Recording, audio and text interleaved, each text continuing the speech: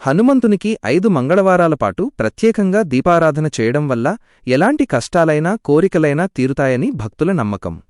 ముఖ్యంగా గోధుమపిండి దీపం లేదా తమలపాకుల పూజతో స్వామివారిని ప్రసన్నం చేసుకోవచ్చు. ఆ పూజా విధానం మరియు నియమాలు క్రింది విధంగా ఉన్నాయి.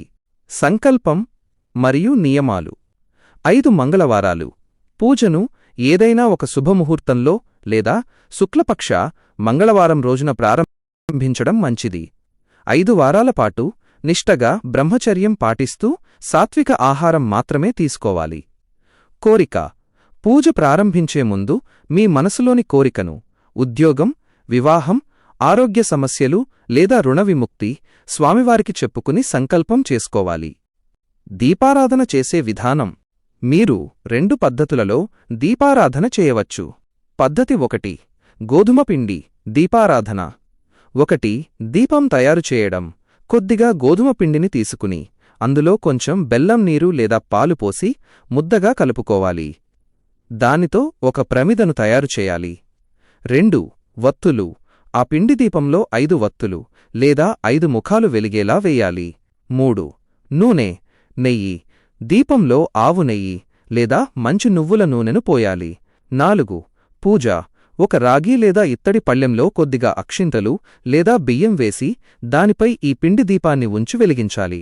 పద్ధతి 2. తమలపాకుల దీపారాధన బై పూజ. 1. హనుమంతునికి తమలపాకులు అంటే అత్యంత ప్రీతికరం. 2. 21 తమలపాకులను శుభ్రంగా కడిగి ఒక ప్లేట్లో గుండ్రంగా అమర్చుకోవాలి. 3. ఆ ఆకులపై ప్రమిదలను ఉంచి దీపారాధన చేయవచ్చు లేదా స్వామివారికి 21 తమలపాకులతో హనుమాన్ చాలీసా చదువుతూ పూజ, తమలపాకుల అర్చన చేయవచ్చు. పూజా సమయం మరియు చదవాల్సిన స్తోత్రాలు. మంగళవారం ఉదయం లేదా సాయంత్రం ప్రదోషకాలంలో సూర్యాస్తమయం సమయంలో ఈ దీపారాధన చేయడం చాలా విశేషం.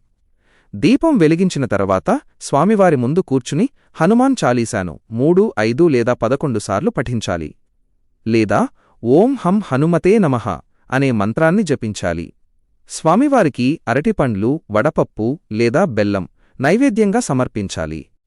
5వ మంగళవారం పూజ పూర్తయిన తర్వాత వీలైతే హనుమంతుని గుడికి వెళ్లి స్వామివారికి సింధూర పూజ చేయించడం లేదా ప్రసాదం పంపిణీ చేయడం ద్వారా మీ పూజ సంపూర్ణమవుతుంది.